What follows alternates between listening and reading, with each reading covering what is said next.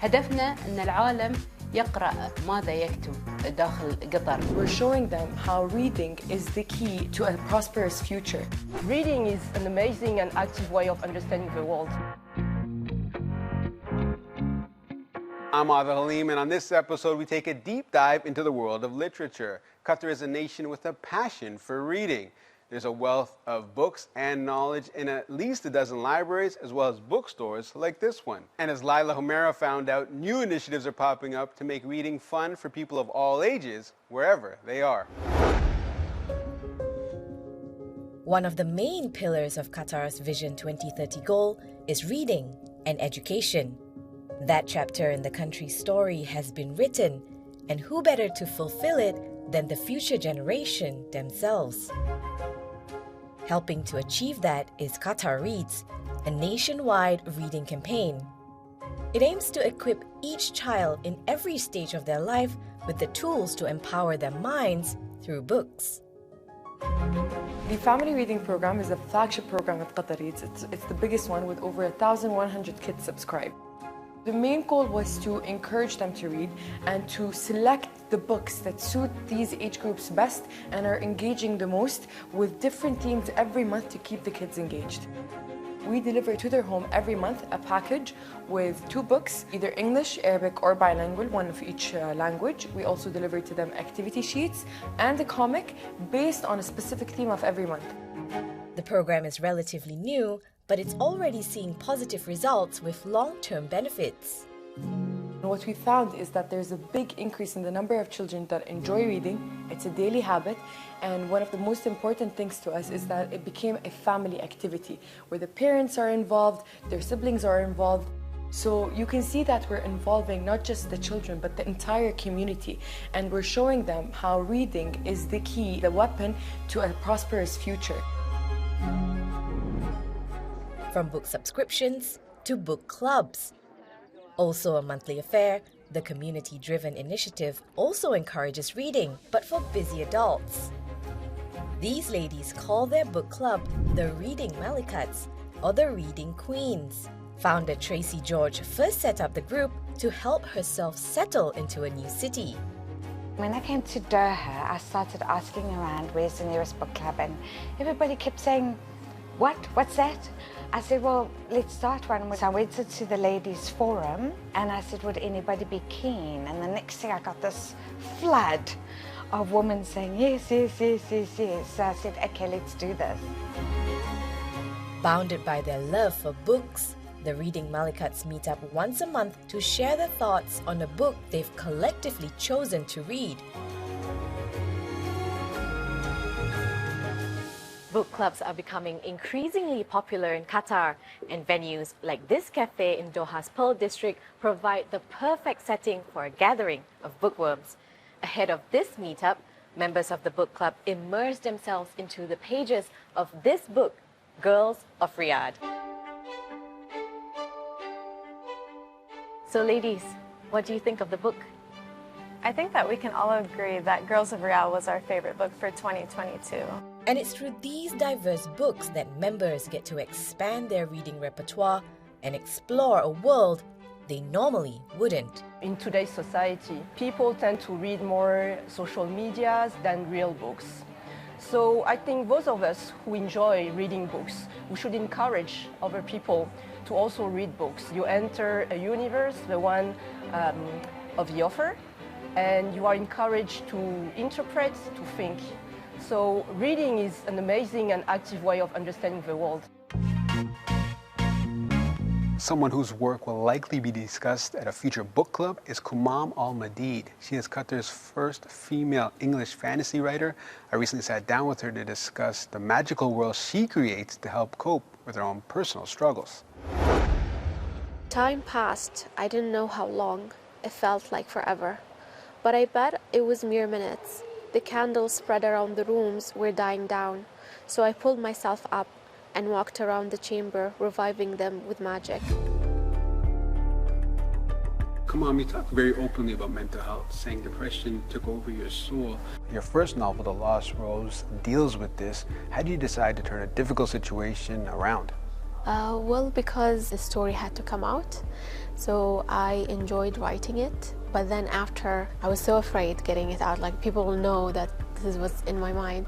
But then I was like, I'm gonna get it out, it has to be out, and I'm gonna help people, because knowing that I had depression completely helped me and changed my life, because I knew that something's wrong and I know how to fix it.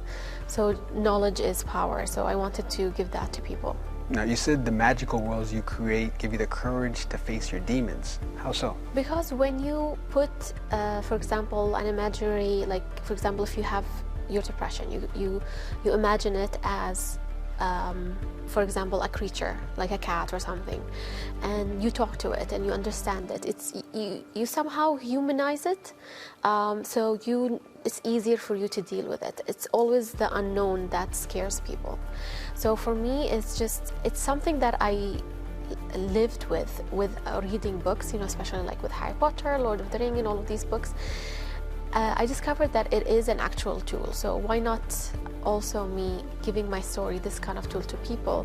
And one of my favorite points in my career, when one of my teenage readers came to me and she said, "You helped me deal with my depression," and I was like, that's my point, that's my purpose. You said writing gave you the courage to seek better resources. How do you think the issues of mental health could be better addressed in this region? I think it changed a lot from the days when I was at university, like in around 2008-9. The more you know, the better you feel. Because, for example, if you have a flu or something, if you don't know if it's COVID or H1N1 or like just a seasonal flu, you will not know what kind of medicine you need. So it's the same thing with mental health. The more we normalize it, the more we say it's okay, all of us have it, the more we can like get the help that we need. When you decided to publish your stories, you had doubts. You were worried about exposing your mind and your soul and being judged for your writing. Do you still have doubts as a writer, and how has your work been received? I remember it. I was like so scared. It was like 1 week before my first novel that was supposed to debut, and I was like, people are gonna maybe will not like that I'm writing fantasy in a like more a medieval kind of European style. You have also I'm writing in English. I'm writing like a whole new genre here in Doha, yani. So I feared the judgment. But the moment it went out, like most of the people who are actually my readers, the young adults and the teenagers and the people in their 20s, they received it really well, and I was so happy. And some of them said, "Oh, you opened the door for us to write as well in this genre, and we love these books." And finally, what message do you have for someone watching who may be inspired to follow in your footsteps? Don't think about success. Don't think about like, oh, I become a bestseller or I'm gonna be the next J.K. Rowling. No, just be true to your story. Sit down, write, and after that, everything will come with it. Thank you, Kamal. Thank you so much. Writing a story is one thing. Getting it published is another. Here at Rosa Publishing, I stopped by to learn more about that part of the business. Let's check it out. In 2013, Dr. Aisha Jassim Al-Kuwari was an author looking for a Qatari publisher. Now, a decade later, she is a Qatari publisher supporting local authors.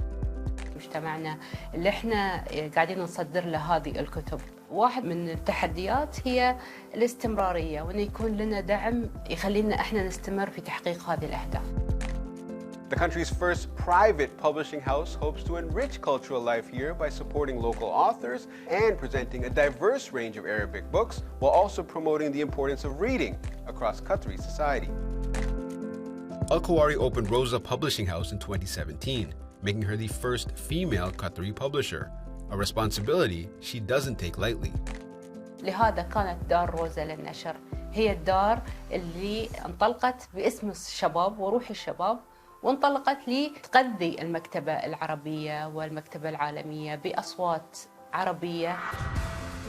العمل في مجال النشر وصناعة الكتب أمر جدا صعب، لكن احنا مستمرون. هدفنا أن العالم يقرأ ماذا يكتب داخل قطر. Meanwhile, at Mocha Cafe in the Pearl, these book lovers are doing their part to get more Qatari residents reading, one free book at a time.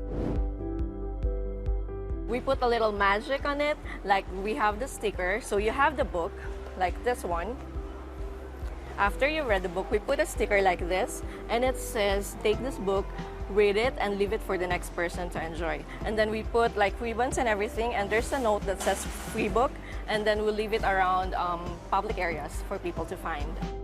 Book fairies began in the UK. Jean Bayaborda brought the idea here in 2017 and was then invited to be the official book fairy in Qatar. There are now 17,000 book fairies in more than 100 countries. For me, the simple joys is, oh, I love this book and I hope you love it too. Simple as that, really. So yeah, it's about connecting people and sharing your passion with other people. She says there are now more than 20 book fairies in Doha, and they've dropped off more than 500 books across the city. Having this idea of dropping books around Doha, it's good actually. Even you don't know who gave it, but after reading this, you can drop it somewhere else so someone else can read it. The idea of paying it forward and the anonymity behind it is why many book fairies willingly give up their free time to spread the joy of reading. For example, I'm going to a cafe, then I receive a free book. It's good because it's like surprise that, wow, I have a gift, and at least I can read it and to learn something new. Back at Rosa Publishing, Al-Khawari has already published more than 200 Arabic books and hopes to encourage more local authors to pick up a pen. لما نصنع كتاب احنا نستثمر في العقل البشري، احنا قاعدين نبني أجيال، احنا قاعدين نترك إرث ثقافي للأجيال القادمة.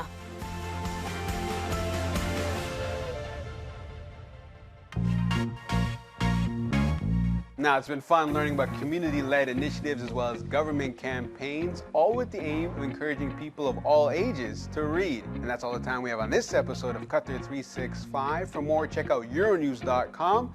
Thanks for watching, and we'll see you next time.